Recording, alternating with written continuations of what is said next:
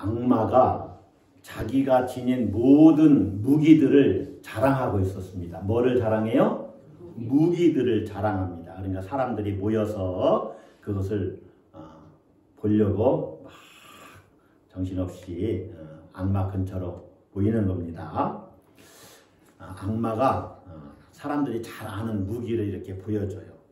권력, 욕심, 또 자존심, 시기, 질투, 욕망 이런 것들을 막 보여줍니다. 그런 것들은 이미 사람들이 잘 알고 있는 무기입니다. 보기에 대단히 매력적이고 또 사람의 마음을 현혹시키고 때로 방심한 자들을 유혹합니다. 그래서 영혼과 육체를 파괴시키는데 유용한 그런 무기들을 그 무기들의 정체를 보여주는 것이죠. 그러나 악마는 특별한 용기에 담긴 마지막 무기를 보여주지 않고 남겨놓았습니다. 그러니까 사람들이 궁금하지요. 저게 뭐예요? 저것도 보여주세요. 악마는 이것은 안 됩니다. 그러니까 사람들이 자꾸 보여달라고 조르는 겁니다. 그래서 악마가 할 수 없이 천천히 그 용기를 벗기면서 이렇게 말했습니다. 이것은 최고의 무기인데 바로 실망이라는 것이다. 가장 강건한 영혼을 쓰러뜨리고자 할 때 내가 사용하는 수단이다. 이것이 효력만 발생하면 나는 싸움에서 반드시 이긴다. 여러분들은 어떤 일을 하시다가 실망한 적이 있으십니까? 어찌해야 되는지 실망스러운 적. 열심히 일했는데도 변화가 없고 오랫동안 기도했는데도 도대체 달라지지 않아서 여러분 실망하신 적 없으십니까? 그래서 낙심한 적은 없습니까? 실상 어떤 이유에서건 우리가 인생을 살다 보면은 한두 번은 실망할 겁니다. 실망하지 않는 사람은 하나도 없을 것입니다. 자, 오늘 우리가 본문에서 만나는 유다 백성들도 우리와 똑같은 사람들이잖아요. 그들도 지금 아주 실망해 있습니다.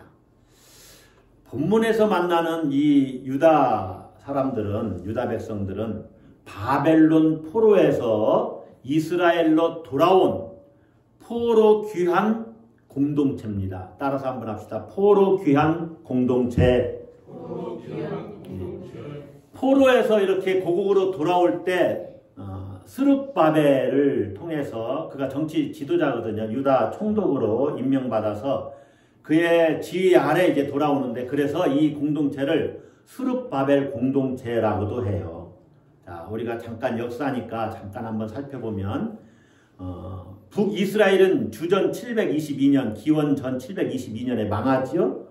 유다 나라는 조금 더 오래 버텨서 주전 587년 바벨론에 의해서 망합니다. 그런데 이 바벨론이 그로부터 한 50년 정도 버티다가 페르시아, 성경에는 바사라고 이렇게 표기되어 있지만은 페르시아에 의해서 또 바벨론도 무너집니다.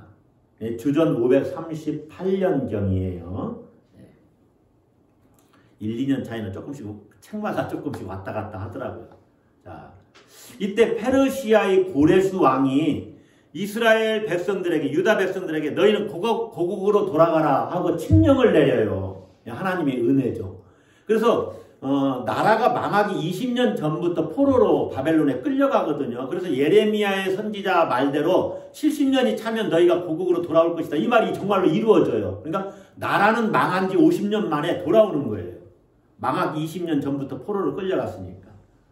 몇 차례에 걸쳐서 끌려가는데, 그렇게 해서 이스라엘 백성들이 고국으로 돌아옵니다. 돌아와서 이들이 하는 첫 번째 일 중에 하나가 성전을 재건하는 거예요.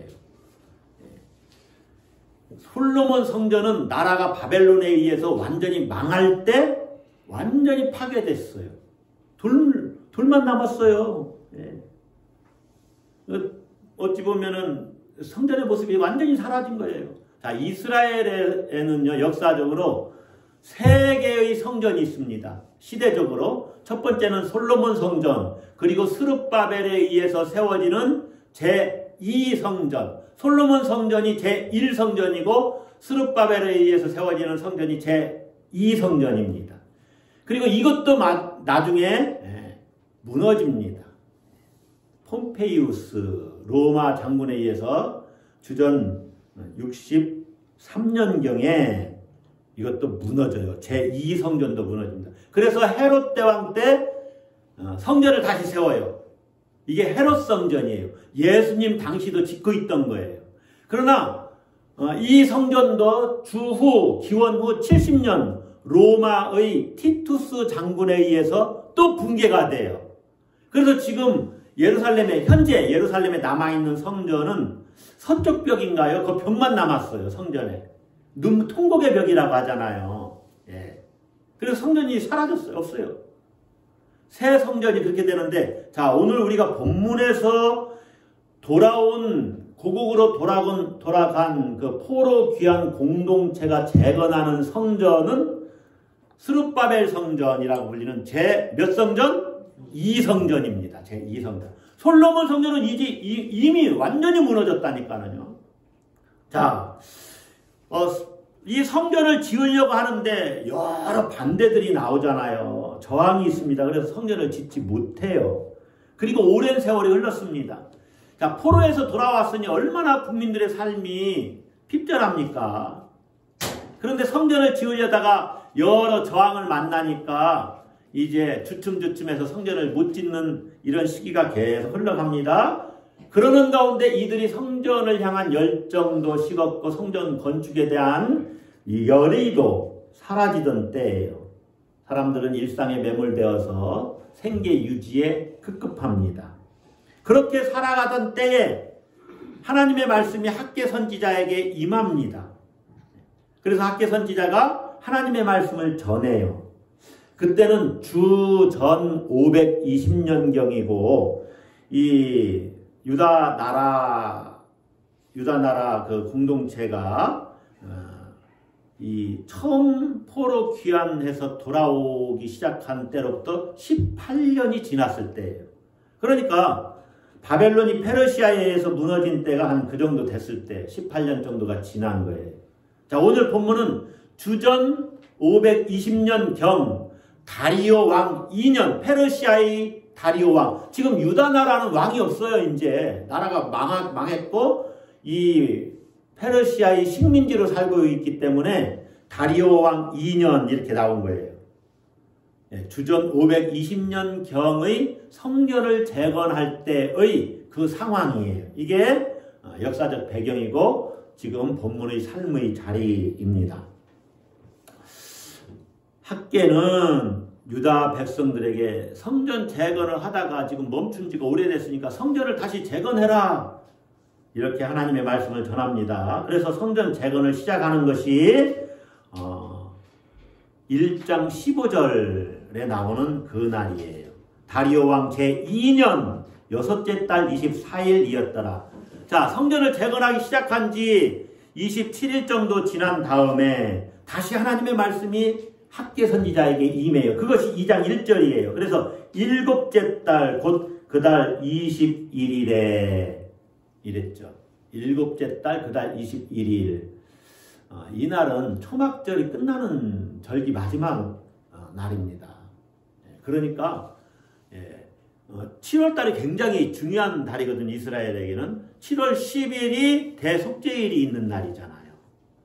7월달이 굉장히 중요한데 이 7월 21일에 하나님의 말씀이 학개에게 임해서 그걸 백성들에게 전해요. 자, 이 말씀을 듣는 사람들은 2절에 보면 스알디엘의 아들 유다 총독 스룹바벨, 이게 이제 그 페르시아 이름인데 유다 나라 이름은 아닙니다. 그러나 유다 사람이에요. 스룹바벨은 정치 지도자죠. 유다 총독이니까. 그리고 여호사닥의 아들 대제사장 여호수아는 종교 지도자, 대제사장입니다. 이 사람들에 의해서 다시 이스라엘 공동체가 이렇게 부흥을 꿈꾸는 시기입니다. 그리고 남은 백성들, 포로에서 돌아온 사람들이죠. 예. 그들에게 학개 선지자가 말씀을 전하는 거예요. 어떤 말씀을 전하느냐? 3절 같이 한번 읽습니다.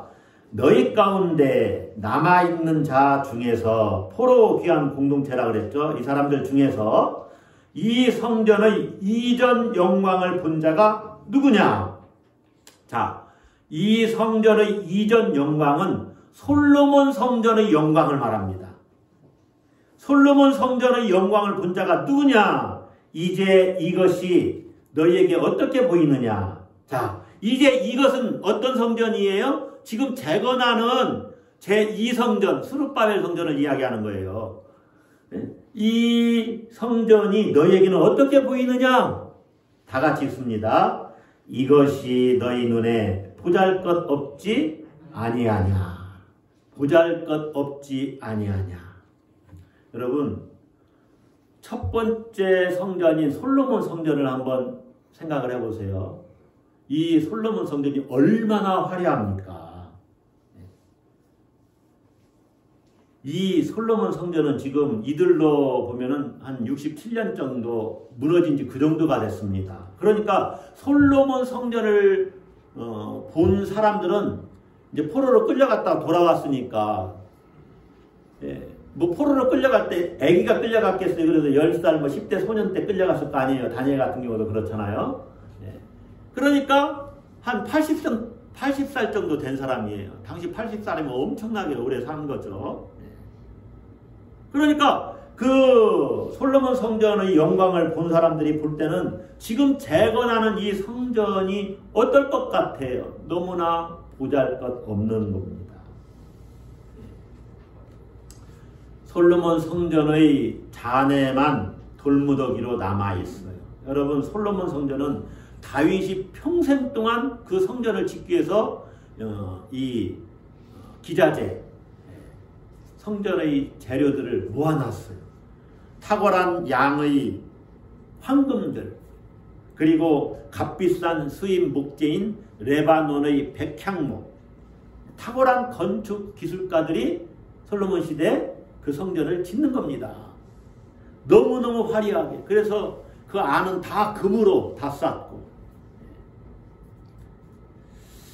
그런데 지금 스룹바벨 시대에 포로에서 돌아와서 성전 크기는 비슷할지 몰라도 이 성전은 너무너무 초라한 거예요.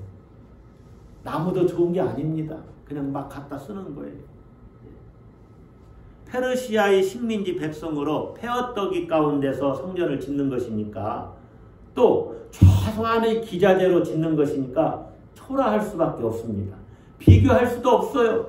그래서 이 성전을 짓는 사람들은 너무나 실망스러운 거예요. 낙담이 되는 상황입니다. 그래서 이 성전 재건하는 백성들은 너무 의기소침해졌고, 성전 재건의 의욕은 완전히 바닥으로 곤두박질 쳤어요. 이런 상황인데 학개 선지자가, 그렇지 않아도 속이 상한데 속을 긁는 이야기를 하는 거죠. 뭐라고 그래요? 오늘 본문에서 3절에서 너희 가운데서 남아있는 자 중에서 이 성전의 이전 영광을 본 자가 누구냐? 이제 이것이 너희에게 어떻게 보이느냐? 지금 짓는 성전이 어떻게 보이느냐? 이것이 너희 눈에 보잘것없지 아니하냐? 여러분, 에스라 선지자도 이 돌아온 자들을 돌아온 자들이 성전 재건을 할 때 에스라가 뭐라고 이야기하냐면 에스라 3장 12절인데요. 제사장들과 레위 사람들과 나이 많은 족장들은 첫 성전을 보았으므로 이제 이 성전의 기초가 놓임을 보고, 이제 제2성전의 기초가 놓인 것을 보고 대성통곡하였으나, 에스라 3장에 나와요. 성전 기초를 보고서 대성통곡하는 겁니다. 옛 성전의 영화를 생각하면서. 그런데 여러 사람은 기쁨으로 크게 함성을 지르니 백성이 크게 외치는 소리가 멀리 들리므로 즐거이 부르는 소리와 통곡하는 소리를 백성들이 분간하지 못하였더라. 노인들, 옛 성전의 영광을 받던 사람들은 대성통곡하고 그렇지 않은 사람들은 막 기뻐서 함성을 지르는 거예요. 왜냐? 성전을 우리가 진다고? 야, 그래, 신난다. 한번 열심히 쳐보자. 이런 마음을 가진 사람들이. 그러나 옛 성전의 영광을 생각하는 사람들은 대성통곡을 하는 겁니다. 너무나 이게 초라하니까. 여러분, 학계 선지자가 왜 이렇게 물어봤을까요? 중요한 것은 그러나 이 본문에 나와요. 4절부터. 그러나 여러분 마음을 스스로 굳세게 하십시오. 하나님이 여러분과 함께 하십니다. 그리고 여러분 두려워하지 마십시오. 이런 말씀을 전하려고 이게 비록 초라해 보여도 여러분 마음을 굳세게 하십시오. 낙심하지 마십시오. 실망하지 마십시오. 이렇게 학계 선지자가 말씀을 전하는데 자, 한번 여러분에게 질문을 해보겠습니다. 성전은 기왕 지금 짓고 있는 성전은 초라합니다. 자, 그러면 이 성전을 보면서 실망하는 이유가 단지 규모가 작아서 그럴까요? 웅장하지도 않습니다. 화려하지도 않습니다. 그렇다고 해서 그들이 그것 때문에 눈물을 흘리며 또 처음 솔로몬 성전의 영광을 바라본 사람들이 우는 이유가 이 규모가 작기 때문만일까요? 그렇기도 합니다. 솔로몬 성전에 비해서 지금 성전이 너무 초라하기 때문에 노인들은 대성통곡을 하는 거예요. 그런데 이것은요, 단지 규모의 문제가 아닙니다. 재건하는 성전을 보고 보잘것없게 여기는 진짜 이유가 있어요. 여러분이 그것을 보실 수 있어야 돼요. 왜 나이 많은 노인들이 지도자들이거든요. 그들이 왜 통곡을 할까? 진짜 실망하고 있는 이유는 지성소에 안치할 법궤가 없기 때문입니다. 뭐가 없기 때문에? 법궤가 없기 때문에. 언약궤가 없기 때문에 통곡하는 거예요. 여러분, 성전의 핵심 가치는 지성소의 법궤입니다. 법궤. 그러니까 아무리 화려하고 규모가 커도 지성소에 법궤가 없으면 성전으로서의 역할을 제대로 못하는 거예요. 성전의 가치가 없는 겁니다. 이게 성전의 가장 중요한 가치는 법궤입니다. 노인들이 두 성전을 비교해 볼 때 솔로몬 성전 시대에는 법궤가 안치되어 있었는데, 법궤가 있었는데 지금 짓고 있는 이 성전에는 법궤가 없는 거예요. 진짜 초라한 것은 그거라는 거예요. 아까도 말씀드렸지만 바벨론이 예루살렘을 침공하고 멸망시킬 때 성전도 완전히 회파했습니다. 완전히 다 무너졌어요. 그때 법궤가 사라졌어요. 아직까지 그 법궤가 발견이 안 됐습니다. 법궤가 없어졌어요. 법궤 안에는 가장 중요한 것, 하나님께서 직접 쓰신 십계명을 쓰신 돌판이 있잖아요. 그 돌판이 사라진 거예요. 그런데요, 이 법궤가 뭐를 의미하는지를 아는 것이 너무 중요해요. 법궤는요, 하나님 임재의 상징입니다. 뭐의 상징이라고요? 하나님 임재, 하나님이 함께 하신다는 것의 상징이 법궤예요. 자, 이걸 우리가 알고 있는데 문제는 이스라엘 백성들은 법궤가 있으면 하나님이 그곳에 임재해 계시다고 생각합니다. 그러나 법궤가 없으면 하나님이 임재하지 않는다고 생각을 했다는 거죠. 이것이 문제예요. 잘 생각해 보세요. 법궤가 있으면 하나님이 임재하고 법궤가 없으면 하나님이 임재하지 않는다? 그러면 법궤 자체가 너무너무 중요한 물건이 돼요. 이스라엘 사람들에게는 이제 법궤가 너무 중요한 물건이 된 겁니다. 그래서 노인들은 법궤가 없기 때문에 통곡하면서 우는 거예요. 자, 법궤가 사라져서 슬퍼서 우는 게 아니라 법궤 자체가 하나님의 임재인데 그게 없으니까 하나님 임재하지 않으실 거라고 생각을 하고 우는 겁니다. 여러분, 법궤가 없으면 하나님이 임재하지 않습니까? 이게 문제라는 거예요. 자, 사무엘상 4장에 보면 이스라엘 백성들이 블레셋과 전쟁을 합니다. 그런데 그 전장터에 법궤를 가지고 가지 않았어요. 법궤는 언약궤잖아요. 네. 그 안에 돌판, 10계명을 기록한 돌판이 있는 겁니다. 이 법궤가 없으니까 우리가 전쟁에서 패했나 보다. 전장에 나가서 처음에 패했거든요. 그래서 법궤가 없어서 그런가 보다 하고 실로에 있던 법궤를 가지고 옵니다. 전장터에. 그리고 다시 전쟁을 했어요.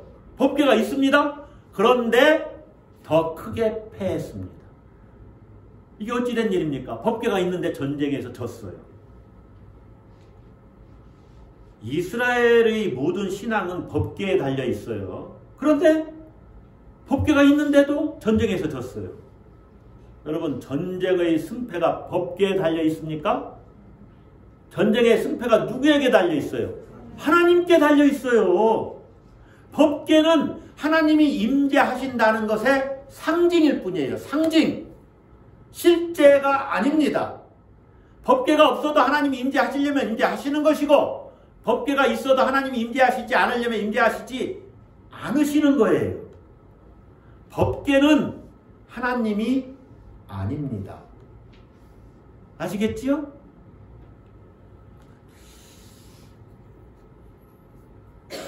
성경책이 너무 귀하죠. 그런데 수련회를 갔는데 베개가 없는 거예요. 그러면 저는 거기에다가 수건 한 장을 깔고 성경책을 베고 잡니다. 딱 크기가 좋아요. 아니 성경책을 아니 성경책이 뭐 우상입니까? 성경책은 하나님의 말씀을 담아놓은 책일 뿐이에요. 이 말씀이 역사할 때 그 말씀이 내게 하나님의 말씀으로 오는 거예요. 누가 그러더라고요. 성경책 안에는 사탄의 말도 있다고. 진짜 사탄의 말도 기록해 놨잖아요. 그죠? 돌로 떡덩이를 만들어서 먹어봐라. 이 사탄의 말이잖아요. 그럼 성경책이 사탄의 말입니까? 그렇게 얘기하지 않잖아요. 이 성경책에 기록된 문자를 통해서 하나님 우리에게 말씀하시기 때문에 하나님의 말씀이라고 하는 거예요. 그러니까 여러분, 이스라엘의 문제는 뭐냐? 형식만 남은 껍데기 신앙생활을 하고 있는 거예요. 법궤는 말 그대로 궤짝입니다. 언약궤, 법궤, 법이 들어있는 궤짝. 법궤에 무슨 능력 있는 게 아니에요. 10계명 돌판을 넣어놓은 궤짝입니다. 그 법궤가 갖는 형식보다 더 중요한 것은 거기에 담겨져 있는 의미입니다. 그 의미는 뭐냐? 하나님의 임재입니다.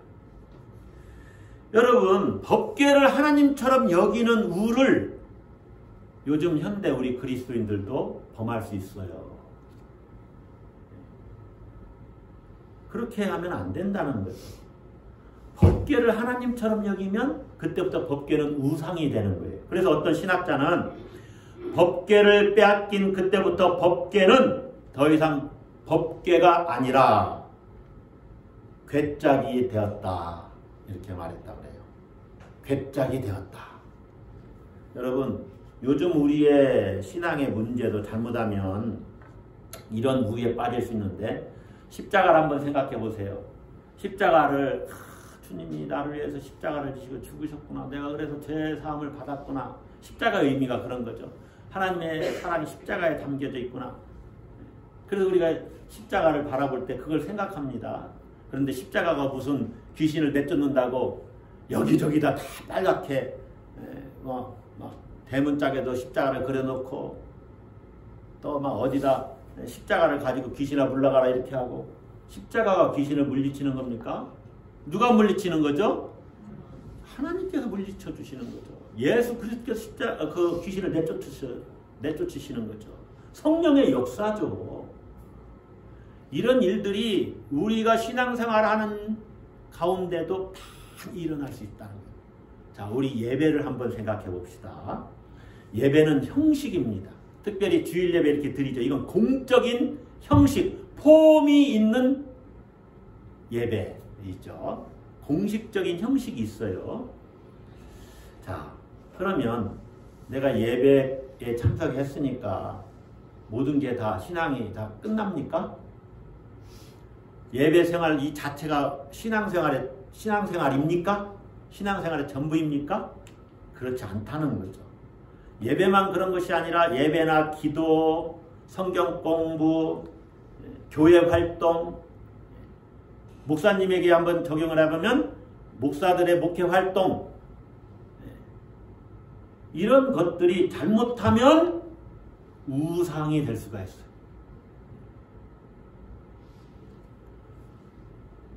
하나님의 임재가 없고 하나님과 상관이 없는 예배를 드린다? 그렇게 목회 활동을 한다? 그렇게 선교 활동을 한다? 이건 자기 일 하는 거죠. 하나님과 상관이 없으니까. 그런 우를 잘못하면 범할 수가 있어요.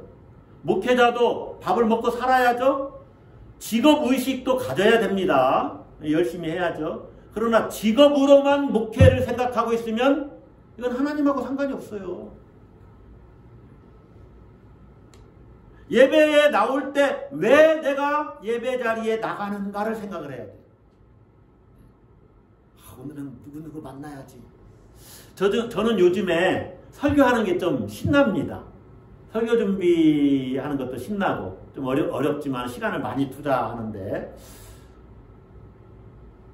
하나님하고 상관있게 이 말씀을 통해서 하나님이 말씀하시기를 기대해야지. 야, 내가 설교를 이렇게 하면은 성도들이 은혜 받으면 좋겠다 하면서 설교를 통해서 나를 드러내고 자랑해야지. 그런 마음이 내게 있다면 그것은 하나님하고 아무 상관이 없어요. 물론 하나님은 그럼에도 불구하고 여러분에게 은혜를 받게 하실 수는 있으세요. 그러나 나와는 관계가 없어져요. 그러니까 예배에 하나님이 임재하시고 하나님의 인격과 여러분이 만나는 그 일이 일어나야 진짜 예배가 되는 거예요. 아, 나 오늘 예배 드리고 왔어. 룰루랄라. 그리고 전혀 하나님과의 만남을 기대하지 않고 이 예배에 참석하고 그냥 돌아갔다면은, 집에 갔다면은 이사야 선지자의 말대로 마당 뜰만 밟고 돌아가는 거다. 그러면 예배를 드린 것이 아니에요. 예배한 것이 아니에요. 신앙생활 제대로 하고 있다고 말할 수가 없어요. 이것은 살아있는 제사를 드리는 게 아닙니다. 너희 몸을 하나님이 거룩하신 산 제사로 산 제물로 드려라.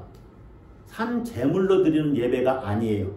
물론 이 예배를 드리고도 예배 생활은 끝난 게 아닙니다. 생활이 예배가 되어야 되죠. 살아있는 몸을 드려야 돼요. 그렇지 않고 형식에만 참석한 예배가 되면 구약의 예배가 되어버려요. 죽은 동물들을 하나님께 드리는 죽어있는 제사를 드리는 것처럼 되어버려요. 여러분, 그러니까 여러분이 예배 드린 것 자체로 여러분 신앙을 때우려고 하면 안 됩니다. 내가 기도했다고 내 신앙이 다 됐다 이렇게 생각하는 그 순간 여러분은 자기 합리화의 모순에 빠지고 죽어있는 신앙으로 가요. 깨어있어야죠. 살아있어야죠. 내가 하나님과 인격적인 교감이 계속 일어나는 이것이 정말로 예배에 진정으로 참석하고 있는 것이고 또 내가 살아있는 예배를 드리는 것입니다. 할렐루야. 저는 그게 두려워요. 제가 드러나서 정말 하나님이 역사를 해야 되는데 하나님이 함께 하시는 예배가 돼야 되는데 우리 교회도 마찬가지죠. 교회 사이즈는 중요한 게 아닙니다. 성전의 크기가 중요한 것이 아니라 규모가 문제가 아니라 하나님이 그 성전 가운데 함께하고 계시느냐 이것이 중요합니다. 할렐루야. 우리 교회에 하나님이 계시느냐 이것이 중요합니다. 우리의 이 예배 가운데 하나님이 계시느냐 이것이 중요합니다. 할렐루야. 여러분이 그걸 그 하나님을 만나기를 사모하고 이 예배를 위해서 정말로 기도를 많이 하셔야 됩니다. 나도 은혜 받고 특별히 저를 위해서 예배를 집례하는 모든 가정 가운데 찬양과 기도 또 말씀 안에 하나님이 임재하시기를, 그래 우리가 감동받고 은혜 받고 힘을 얻어서 세상에 나가서 이길 수 있는 그 능력을 공급받을 수 있기를 기도해야 됩니다. 할렐루야. 오늘 그렇게 기도하신 분 살짝 손 한 번만 옆으로 이렇게. 아무도 안 드시네. 그러면 여러분 잘못하신 거예요.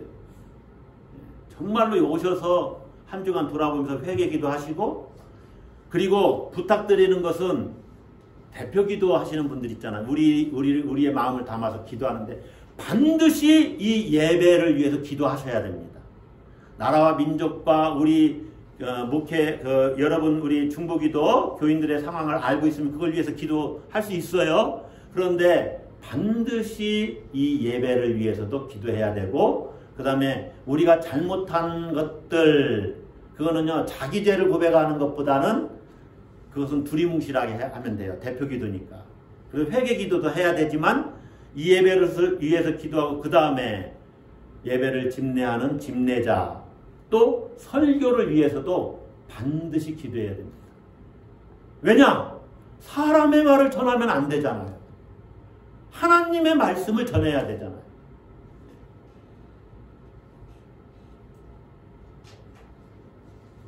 여러분, 하나님이 함께 하시는 교회에 하나님이 함께 하시는 예배가 되어야 합니다. 할렐루야.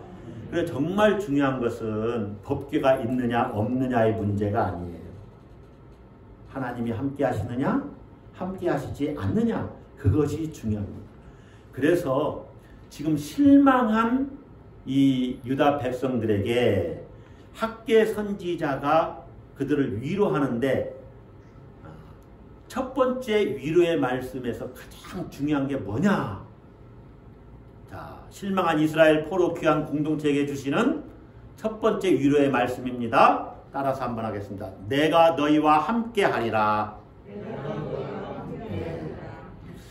자, 4절 뒷부분인데요. 내가 너희와 함께 하노라. 그래서 자, 여러분 성경을 제가 자세히 설명할 시간이 없어요. 전체를 설명하려면 양이 엄청 많아지더라고요. 자, 보세요. 빨리 말씀드리면 4절부터 쭉 보면은요. 여호와가 이르노라 여호와의 말이니라 만군의 여호와 말이니라. 이게 계속 반복이 돼요. 확실하다 그 말입니다. 그리고 스룹바벨아, 또 여호사닥의 아들 대제사장 여호수아야, 이 땅 모든 백성하고 각자를 이렇게 불러요. 이건 뭐냐? 개인적으로 친밀하다 그 말입니다. 그리고 반복해서 말하는 것은 이 말씀이 확실하다, 이렇게 이야기를 하시는데, 이들에게 너희는 스스로 굳세게 할지어다 이렇게 말씀을 3번이나 전하고, 이 굳세게 해야 되는 이유가 내가 너희와 함께하기 때문이다, 그거예요. 중요한 말씀이 내가 너희와 함께한다. 법궤가 없어서 내가 임재하지 않을 것으로 생각하지 마라. 법궤가 없어도 내가 너희와 함께한다. 할렐루야. 여러분, 교회가 사이즈가 작다고요? 그게 무슨 상관이 있어요? 여러분이 정말로 신앙생활을 바르게 한다면, 교회 재정은 좀 어려워질 수 있겠죠? 그러나 하나님의 임재 가운데 내가 하나님의 능력으로 사는 것은 아무 상관이 없어요. 교회가 크다고 해서 괜히 자랑하고 교만하다가 엉뚱어 내려갑니다. 형식에 빠진 죽은 믿음, 죽은 신앙이 될 수 있어요. 여러분, 한 사람이 성령의 권능에 사로잡히고 성령 충만하면 되는 것입니다. 할렐루야. 그래서 학개 선지자가 계속 말하죠. 내가 너희와 함께하니 너희는 두려워하지 마라. 지금 포로 공동체가 얼마나 조마조마한 삶을 살아요. 또 페르시아 왕이 포로들 다 데리고 와라 그러면 다시 포로로 끌려가야 되는 거예요. 비록 건물은 초라하고 법궤는 없어도 내가 너희와 함께하니 너희는 두려워하지 말고 실망하지 말고 낙심하지 말고 스스로 굳세게 하여 일해라. 이게 하나님의 말씀이에요. 자, 두 번째, 재건하는 성전의 초라함을 보고 실망한 유다 백성들에게 하나님이 주시는 위로의 말씀은 어떤 것이냐? 나중 영광이 크리라 하는 것입니다. 따라서 한번 하겠습니다. 나중 영광이 크리라. 이것은 하나님이 여실 미래를 기대하라 그 말입니다. 하나님이 여실 미래를 기대하라. 우리가 6절부터 쭉 봐야 되는데 중요한 성경 구절은 7절과 9절이니까 이 두 구절만 일단 보겠습니다. 자, 7절 봅시다. 6절에서는 하늘과 땅, 바다와 육지를 진동시킬 것이 이것은 하나님의 임재하실 것이다 그 말입니다. 구원의 사건이 있을 것이다 그 말이에요. 7절 봅시다. 또한 모든 나라를 진동시킬 것이며 하나님이 임재하실 것이다 그 말이에요. 모든 나라의 보배가 이르리니 내가 이 성전에 영광이 충만하게 하리라. 만군의 여호와의 말입니다. 자, 모든 나라의 보배에 각주가 달려있죠. 1번. 근데 사모하는 것이라고 이렇게 되어 있어요. 여러분, 모든 나라가 사모하는 것이 성전에 임할 것이다 그 말이죠. 여러분, 이 보배라는 말은 열방이 원하며 사모하는 어떤 대상으로 이렇게 해석할 수 있는 것인데, 여러분, 열방이 원하며 사모하는 대상이 실제 누구죠? 자, 여러분, 시간이 가도 이거 꼭 말씀드렸는데 최근에 제가 계속 말씀드리는 거예요. 구약 성경은 신약의 관점으로 읽어낼 수 있어야 됩니다. 기억나시죠? 무슨 관점으로? 신약의 관점으로. 그리고 모든 역사는 따라서 한번 하겠습니다. 예수 그리스도의 십자가를 통해서 보셔야 돼요. 창조와 구원과, 그러니까 창조 다음에 쭉 나오죠. 타락, 회복 여러 가지 있죠. 모든 인간의 역사를 예수 그리스도의 십자가를 통해서 봐야 돼요. 십자가를 통해서. 그래서 이 말씀을 읽으면 모든 나라의 보배가 이르러 내가 이 성전의 영광이 충만하게 하리라. 자, 여러분 생각을 해보세요. 자, 일단 9절을 또 한번 봅시다. 9절. 이 성전의 나중 영광이 이전 영광보다 크리라. 8절에 은도 내 것이요 금도 내 것이니라 만군의 여호와의 말이냐. 이 말은요, 은과 금이 없다고 걱정하지 마라. 성전 재건은 은과 금으로 짓는 게 아니야.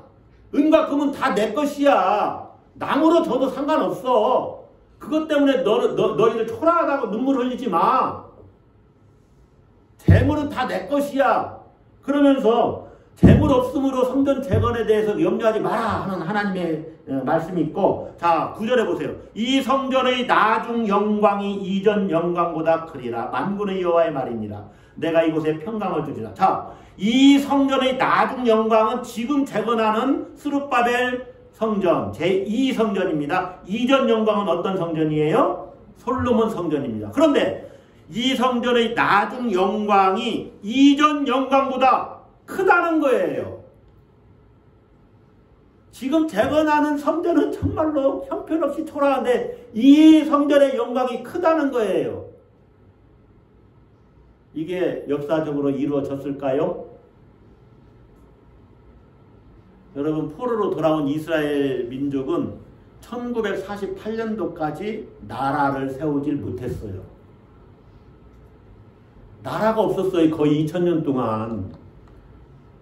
주전 587년에 나라가 망하고서 나라가 없었어요. 이스라엘에.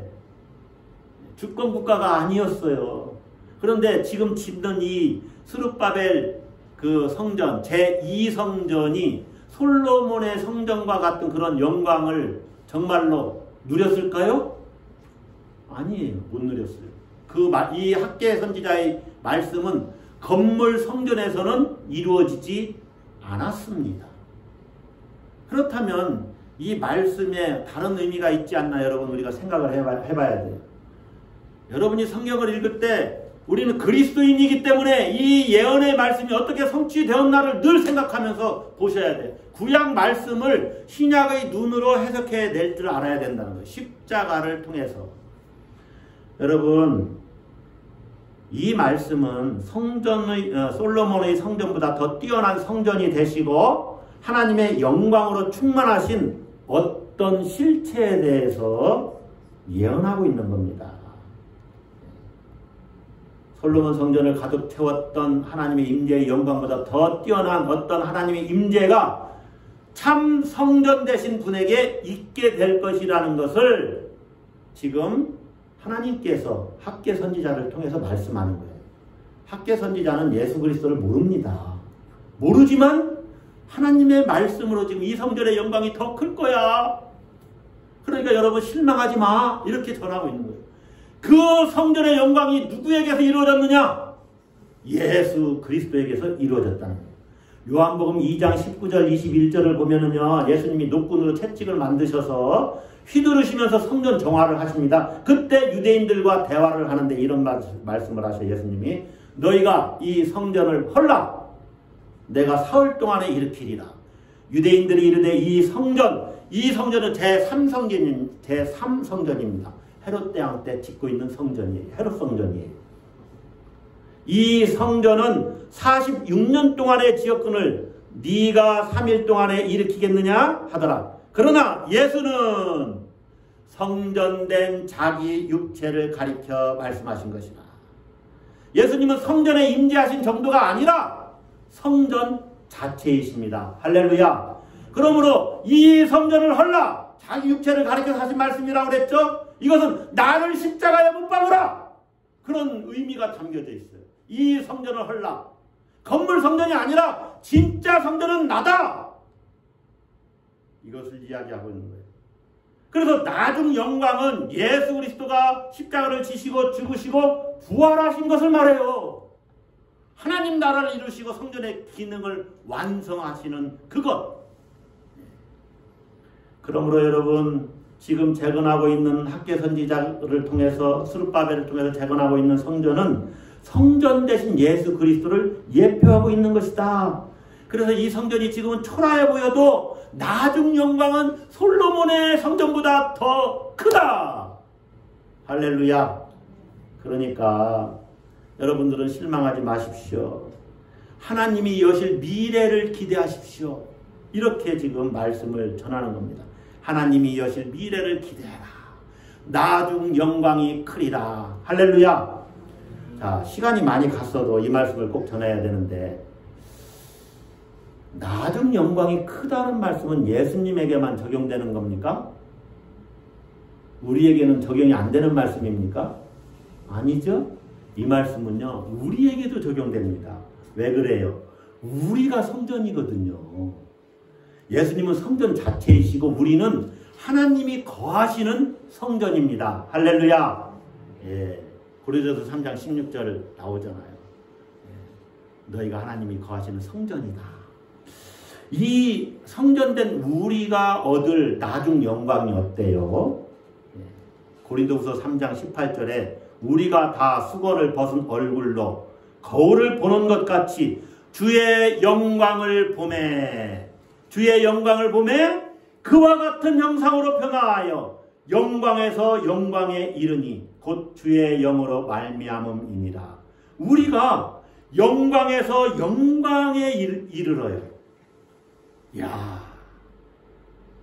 그와 같은 형상으로 변화하여 성전된 우리가 예수님과 같은 형상으로 변화돼서 영광을 얻는데 그 영광은 솔로몬 성전의 영광과 비할 바 아니에요. 얼마나 큰 영광이 우리에게 예비되어 있습니까?